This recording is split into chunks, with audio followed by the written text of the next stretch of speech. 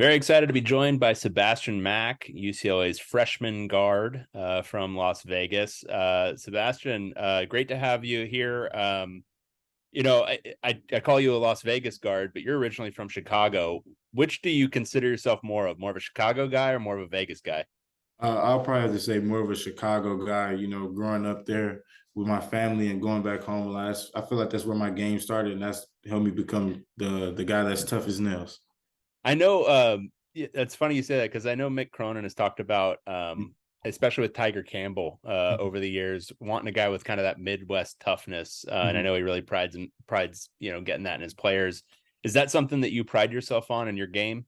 Yeah, I feel like a big part of my game is how I compete and how tough I am, and I'm willing to take on any challenge that comes forward to me. What is that? How does that play out on the court? Like when you're talking about a player's toughness for you, what is that? What things does that make you want to do on the floor?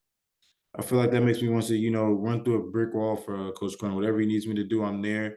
If it's scoring, if it's defense, if it's stopping my guy and all those things, I'm willing to do it. And I feel like, and also having that mental toughness as well, will also just put me. This is why I feel like that's where the toughness kicks in. At. And where do you, I mean, obviously we say some of it is regionality, that idea of Mhm. Midwestern toughness, but where do you think it comes from for you personally? Like, is it something your mom instilled in you, or what was it that kind of gave you that toughness? I would probably say my mother. She always gave me the confidence. She always made sure I was tough growing up. She always just threw me out there and said, find a way up, and you bet pretty much. And so, like playing against older guys growing up, I feel like that helped me out a lot. She always made sure she signed me up for the age group that's 2 ages older and stuff. So I feel like my mother always made sure that I was the tough one, and she always just instilled that in me at a young age, so that because she knew that what the outcome would be. What age did that start at where you were playing two grades up?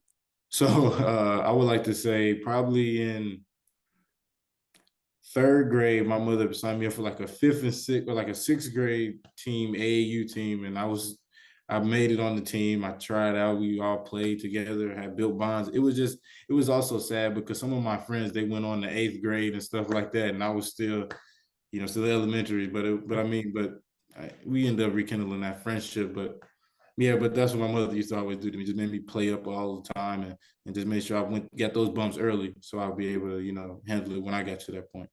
Do you think that made you uniquely prepared for the later stages of AAU and then high school ball coming in as a freshman and being able to play with the older guys? Yeah, most definitely because I wouldn't say it's something I haven't seen before.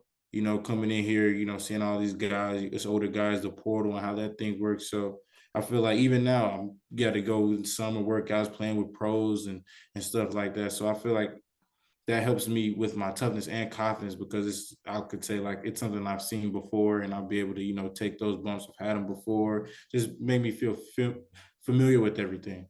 For sure. At what point in this basketball journey of yours, and I know it's not done, you've obviously got dreams of grander things on the horizon, but at what point did you know, hey, I can be a D1 guy? Like, at what point did that realization kick in for you?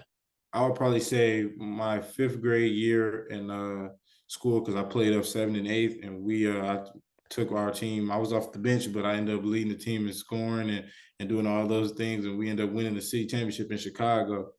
And I remember like people, all my friends and family, even like my mother's peers were saying like, your kid's gonna be special. He just gotta, stay the course, keep working hard, focus and all that stuff. So my mother always just made sure even then that because she was already doing a good job. Now she just enforcing it a little more. That's great. And then obviously that played out then in your recruiting process, obviously a lot of Mhm. heavy interest. And I know for UCLA, they were on you, but their offer came in later than some other schools that had gotten you in on official visits. What Mhm. made you say at the end of that process, I want to be a Bruin? One thing I would like to say about that would be how Mick Cronin was, and I also like growing up in Chicago. You always had coaches like that who's on you, who wants you to be the best, who's gonna push it out of you. And I feel like it made me feel at home talking to Cronin and seeing how he coaches his guys and how in tune he is with everything and stuff like that. So I always like when I committed, I was just said like this is really not going to be much of a leap for me because I've done with it before, and I also said like how Coach Cronin is as a guy, and also on and off the court, great guy to talk to him about anything.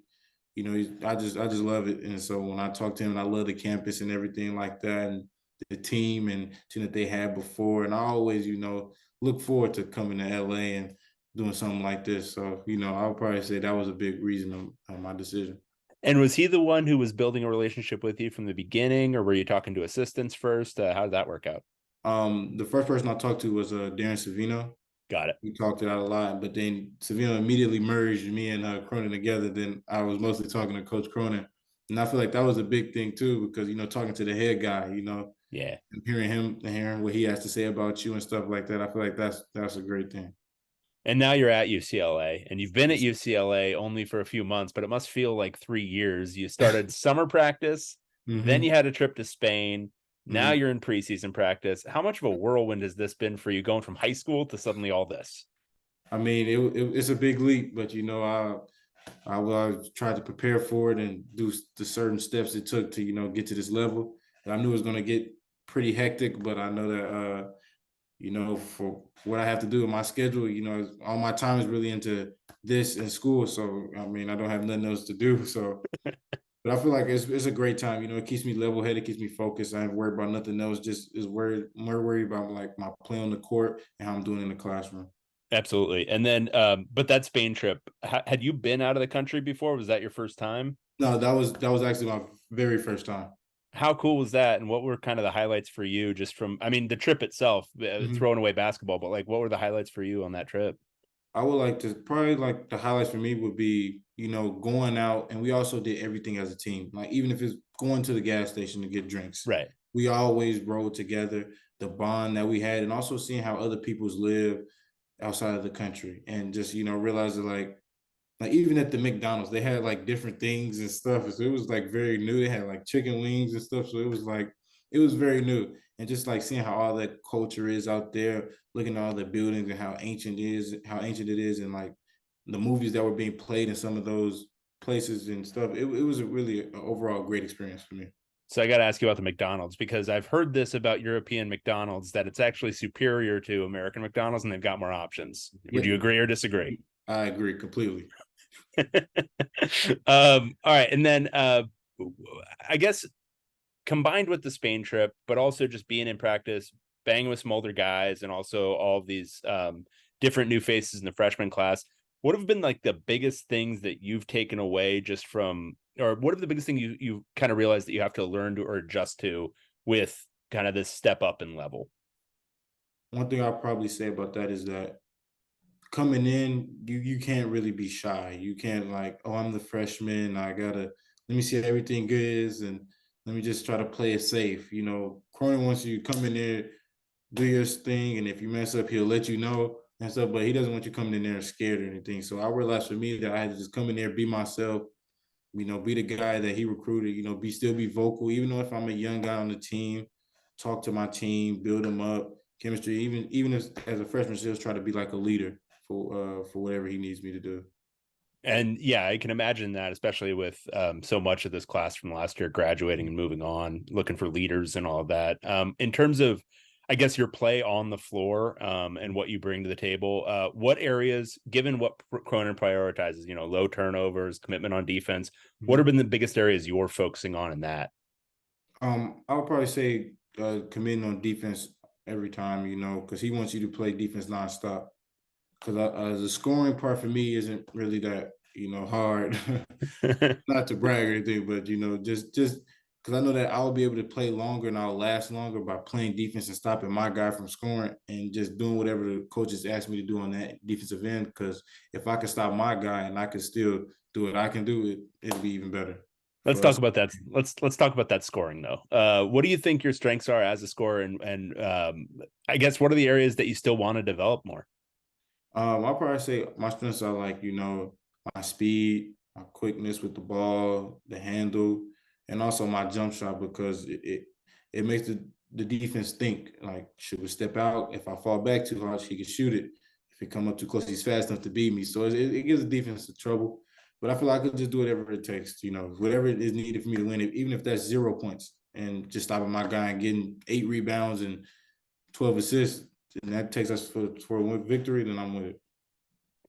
Position wise, have you been mostly focused on playing kind of off guard, shooting guard? Because I know, going back to high school, you had some ability to play some one if you needed to. Is that something you've done yet, or is it mostly a focus on working on that off guard position? Well, Cronin guys has me playing the one and the two. And in practice, he wants me bringing up the ball, of course, setting up the offense and stuff, making sure I'm getting guys in the right positions and stuff like that. So I'll probably say really just focusing on the one at this point because he knows that it'll better me and that I'll be needed to do that in the game and stuff like that. And but the off ball, I do that too. So it's just a mixture of both. Whatever he asks me to do, I'm with it. Very cool. And then with I guess learning some one here as a true freshman, that's got to make your understanding of the overall offense and where everyone goes even more. Mhm. It's probably got a good learning curve for you, right? Yeah, it's been a big learning curve. Even before I even came, I had to text Tiger. It's like, what should I do? Like watching wise, I seen that you were able to, thrive in this situation. He said, I was like, who should I watch and stuff like that. Tiger, gave me a list of things that, to do and don't take it. Just keep going hard. He works, he does it because he loves you and stuff like that. So yeah, so like even doing that before I came here, Tiger helped me with that and helped me like prepare myself mentally and physically for what I was going through. Do you and Tiger go back a little bit, or was that just part of the recruitment process that you got in touch with him? No, it was I probably say part of the recruitment process, but then after like being there for some time and just I got his number, we were just talking a little bit. Even before I moved to LA to go to school here, become a Bruin, I talked to him a little bit like, who should I watch in order to thrive in the situation and being at the one or the two and stuff like that. So he helped me out with that. Very cool. And then I'm going to close with this. Obviously, this is an eclectic roster with guys from all over the globe. Mhm.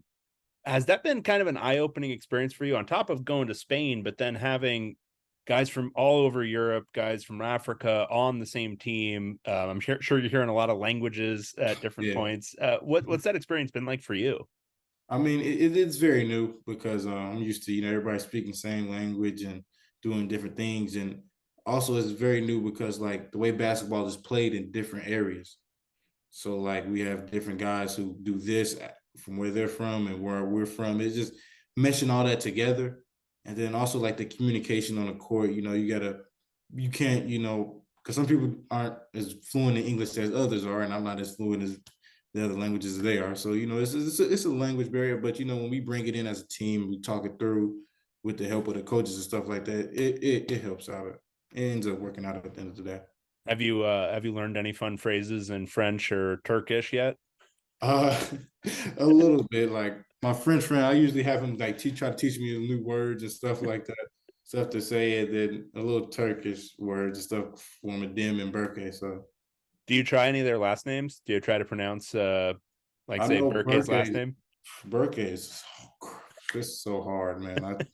I try to talk to him about it every day, and I still can't get it. Awesome. All right. Well, Sebastian, thank you so much for your time. Really appreciate it, man. And good luck with the rest of preseason practice. And I'm sure we'll talk to you closer to the season. All right, thank you. I also want to give a special shout out to the men of Westwood and everything else like that. So thank you for having me. All I right. appreciate you. Appreciate it, Sebastian. All right, thank you.